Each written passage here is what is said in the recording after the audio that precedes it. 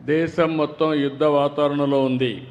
ఏదైతే మన వాళ్ళ మీద ఎవరైతే టెర్రరిస్టులు ఉన్నారో వాళ్ళు వచ్చి దాడులు చేయడం, దానిపైన దేశమంతా కూడా ఎక్కడికక్కడ చలించిపోవడం, అది చూసిన తర్వాత ఇప్పుడే కాదు ఎప్పుడూ మన దేశం టెర్రరిజానికి వ్యతిరేకం. ప్రజాస్వామ్యంలో టెర్రరిస్టులకు ఎక్కడా అవకాశమే లేదు. అలాంటిది మన దేశంలో ఎవరైతే మీరు చూస్తే దేశంలో చాలామంది వివిధ ప్రాంతాలకు చెందిన వ్యక్తులు కాశ్మీర్కి వెళ్ళడం, అతి దారుణంగా అతి కిరాతకంగా ఆడబిడ్డల ముందర పిల్లల ముందర మగవాళ్ళని ఇష్టానుసారంగా చంపేశారు. అది చూసినప్పుడు చాలా బాధేస్తుంది.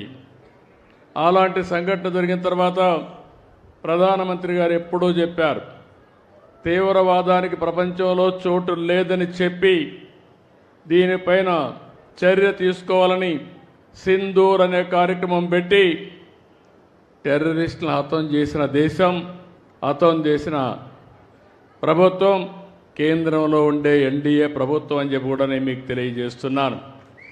అలాంటి చేసినప్పుడు ఎక్కడికక్కడ వాళ్ళు కరెక్ట్ చేసుకోవాల్సింది పోయి మళ్ళీ ఏదైతే ఈరోజు పక్కనుండే పాకిస్తాన్ అయితే మళ్ళీ మన మీద దాడులు చేస్తూ కవ్వింపు చర్యలు చేస్తున్నారు. అయితే మన దేశంలో ఒకటే చెప్తున్నా, మొన్న కూడా నేను చూశాను, అమరావతి చివరి మీటింగ్ ఆ రోజు ప్రధానమంత్రి గారు వచ్చింది.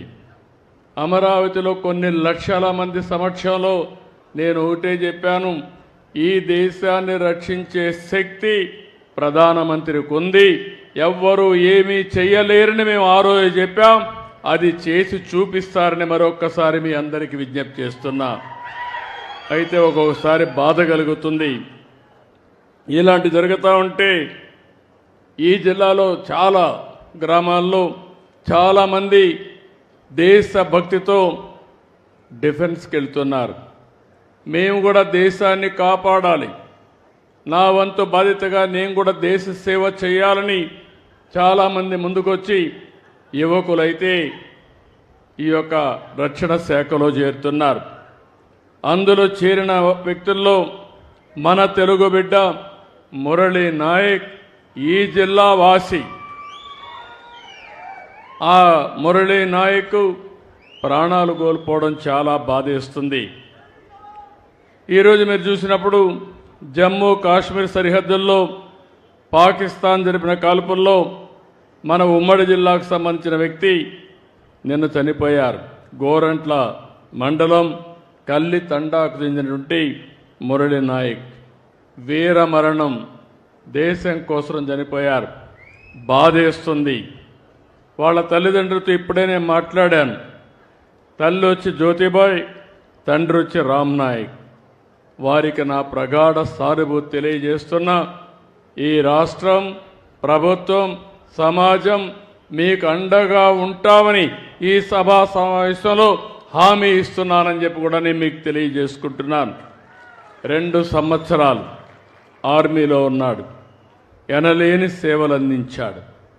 మనమందరం ఒక విషయం గుర్తుపెట్టుకోవాలి, ఈరోజు ఎవరైతే సైనికులు ఉన్నారో వారు బార్డర్లో ఉండి అనునిత్యం మన కోసం నిద్రాహారాలు మాని దేశ రక్షణ చేస్తున్నారు కాబట్టి మనం హాయిగా నిద్రపోగలుగుతున్నాం. అలాంటి ఈరోజు మనం చూస్తూ ఉంటే కొన్ని దేశాలు ప్రజాస్వామ్యంలో ప్రపంచంలో ఎక్కడ కూడా హింసకు తావు లేదు. అందరూ కూడా ప్రగతిలో పోటీ పడవలసిన అవసరం ఉంది. దేశాన్ని అభివృద్ధి చేసుకుని ప్రజలకు మెరుగైన జీవన ప్రమాణాలు అందజేయాల్సిన విషయం ఉండాలి. కానీ ఎక్కడికక్కడ కవ్వింపు చర్యలు చేయడం, లేనిపోని సమస్యలు క్రియేట్ చేయడం చాలా బాధేస్తుంది. అయితే ఇలాంటి జరిగినప్పుడు మనమందరం కూడా అండగా ఉండాలి. దేశభక్తితో ముందుకు పోవాల్సిన అవసరం ఉంది. మన రాష్ట్రంలో ఉండే అన్ని ప్రాంతాలు కూడా అప్రమత్తంగా ఉండాలి. దేశం చేసే పోరాటానికి ప్రతి ఒక్క వ్యక్తి సంఘీభావాన్ని తెలియజేయాలి. అండగా ఉంటామని నినదించి చెప్పాల్సిన అవసరం ఉందని చెప్పి కూడా నేను మీకు తెలియజేస్తున్నాను. అందుకే ఇప్పుడే కేశవ్ గారు అన్నట్టు భారత్ మాతాకి అంటే గట్టిగా జై అని మనమందరం నినదించడమే కాకుండా అండగా ఉండాలని చెప్పి మరొకసారి కోరుతున్నా. భారత్ మాతాకి, భారత్ మాతాకి, భారత్ మాతాకి. అదే సమయంలో ఎవరైతే చనిపోయారో, వీరమరణం పొందారో వారి కోసం 2 నిమిషాలు మురళీ నాయక్ ఆత్మకు శాంతి కలగాలని కుటుంబ సభ్యులకు ప్రగాఢ సానుభూతి తెలియజేసుకుంటూ 2 నిమిషాలు మౌనం పాటిద్దాం.